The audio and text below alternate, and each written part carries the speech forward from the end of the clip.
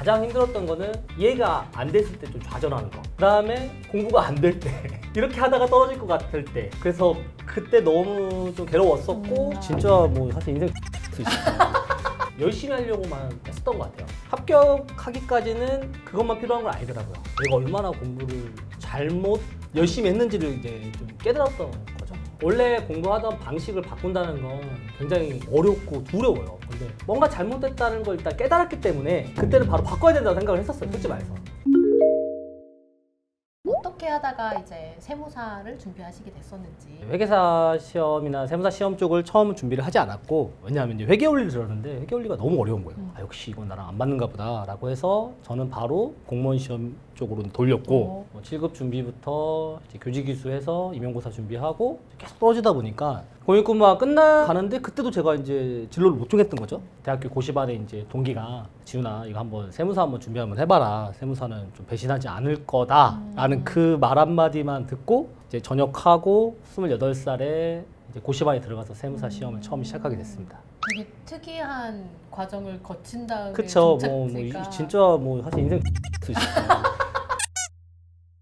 회계사님은 회계사 시험을 언제 시작을 하셨나요? 아, 이거는 어디에서도 얘기한 적이 없는데 그때 당시 잠깐 만났던 분이 경영학과 가면 회계사라는 전문직을 준비할 수 있는데 나도 그런 걸 생각하고 있어 라고 말을 했던 게 그 기억이 났어. 그래서 회계사가 되면 이것도 이제 취직이 잘 되는 뭐 그런 거다라고 보고 좀 해볼까 했을 때가 한 22살? 그때부터 이제 시작해서 한번 보고 그게 한 번이 두 번이 되고 뭐 이렇게 됐던 거죠. 그러고 나서 최종 합격했을 때는 26살이었죠. 제 청춘이 다 날라가.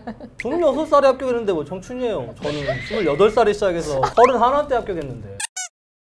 세무사 시험 준비하시는 분들은 굉장히 다양한 경로로 오시는 분들이 굉장히 많아요. 회계사 수험은 정말 그냥 경영학과 나갔으니까 경영학과에서 최고의 아웃풋은 회계사 시험이기 때문에 재학 시절부터 그냥 하나의 코스로 가게 되는데, 세무사들은 정말 이런저런 인생의 쓴맛 단맛 본 사람들도 오고 뭐 다른 시험 준비했다가 온 사람도 많고 직장 다니다가 오신 분도 많기 때문에 나이대가 조금은 렌지가 좀 넓어요. 유입되는 경로도 좀 많으신 것 같고, 20살부터 40살까지 제가 고시반에 들어갔을 때 제가 28살이었는데 저보다 형님들이 꽤 많았었어요. 35, 6도 있었으니까 그 시절에. 수험 생활하면서 뭐 힘든 적은 없으셨어요? 가장 힘들었던 거는 이해가 안 됐을 때 좀 좌절하는 거. 문제가 안 풀렸을 때. 그 다음에 공부가 안 될 때. 이렇게 하다가 떨어질 것 같을 때. 여러 가지로 좀 힘들었었죠.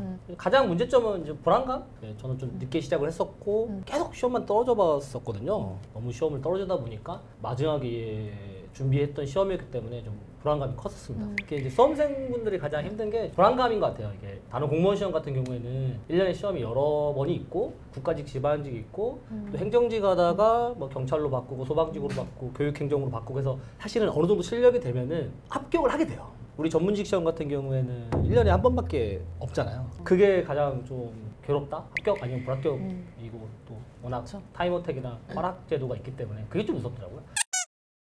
28살에 진입을 하신 다음에 합격까지의 여정이 어떻게 되셨어요? 제가 28살 한 1월 달에 시작했었어요. 그 다음 연도 1차까지 시간이 거의 1년 한 4개월 정도니까 얼마나 열심히 했겠어요. 마음 굳게 먹고 왔죠. 이거 내 인생의 정말 마지막 도전이고 나 이거 모든 걸 최선을 다해야겠다. 근데 제가 다음 연도 1차에 1점차 떨어졌어요.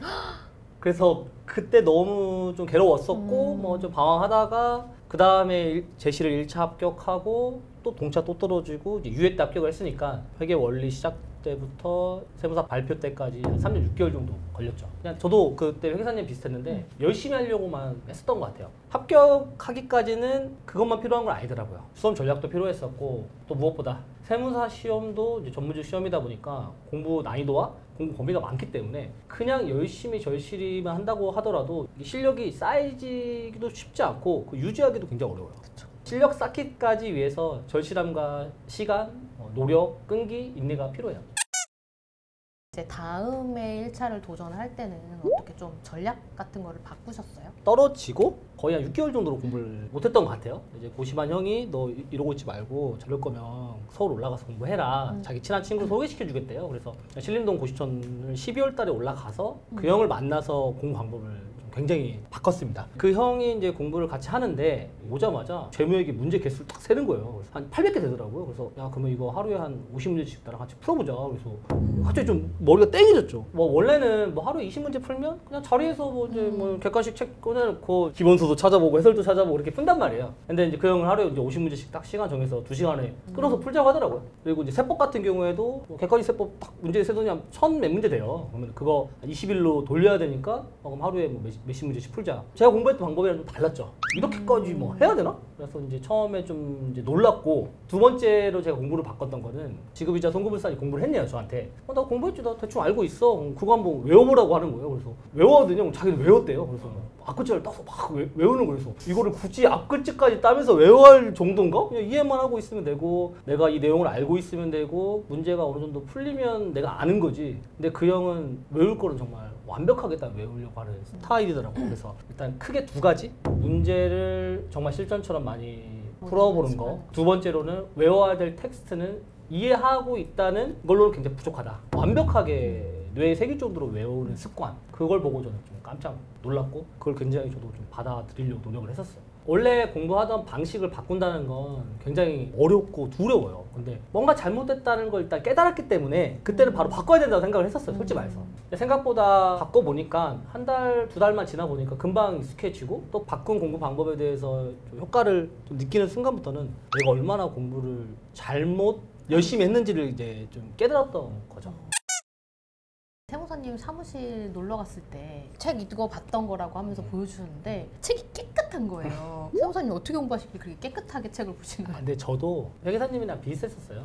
편절을 다시 할 정도로 책에다 내용 정리하고 책을 다시 꾸미고 그런 걸 굉장히 좋아했었는데 이것도 어떻게 생각하면 그 형의 공부법을 좀 한 거죠. 이제 그 형은 어차피 책에 있는데 왜 그거를 그냥 그 현장에서 집중해서 이해하고 외워야 되지 그걸 왜 필기를 하면 그럴 시간이 어딨냐. 최대한 앞에 있는 텍스트에 집중을 해라. 조금 저는 제 방법대로 열심히 했는데 떨어졌잖아요. 그러면 뭔가 잘못됐다는 거였었고 뭐가 잘못됐는지 알아야 되잖아요. 그러면 일단은 효과적이라고 생각했던 것부터 일단 적용을 한번 해보자 라고 했던 거죠. 근데 생각보다 강의 들을 때나 내가 공부를 할 때 받아 적지 않는 습관이 어느 정도 시간이 지나다 보니까 생각보다 괜찮더라고요. 크게 불안하지도 않고 그 시간에 차라리 외울 거 더 외우고 문제 푸는 거에 집중을 해야 되지. 그래서 저는 이제 그 이후로는 책에 거의 필기는 안 했고 오히려 이제 예전에 모든 교재에다 정리해놨을 때는 꼭 그것대로만 제가 기억이 안 나면 문제를 못 푼다거나 문제 적응이 안 된다거나 개념을 이해를 못했었는데 오히려 그냥 저의 갖고 있었던 기억을 최대한 배제시키고 책에 나와 있는 텍스트 자체를 제가 이해하려고 노력을 하다 보니까 예전엔 중요하다고 생각했었는데 지금 보니까 전혀 중요하지 않다거나 또 정말 중요했는데 예전에는 그거를 캐치를 못했다거나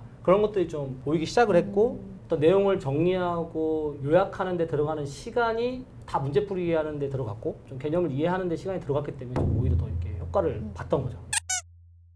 제가 뭐 과거로 다시 돌아갈 수는 없지만 다시 과거로 돌아갔을 때 세무사시험 1차를 처음부터 준비했을 때 어떻게 할 건지에 대한 계획을 제가 사실 멘토링을 통해서 전달을 드리고 있는 거예요.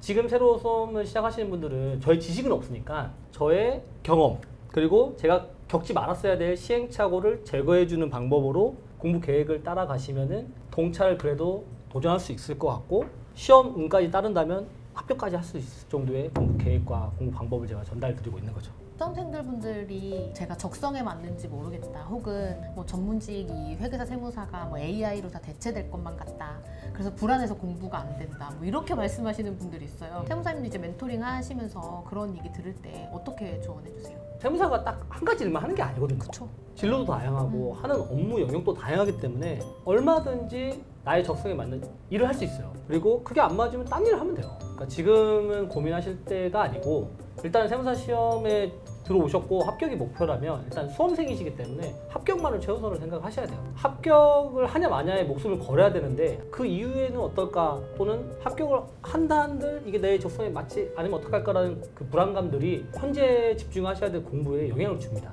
그래서 그런 생각이 드실 때마다 저희 채널을 오셔가지고 저를 보셔도 괜찮고 아는 회계사님 채널을 보셔도 되고 그런 것만 보셔도 좀 좋다고 생각을 해요.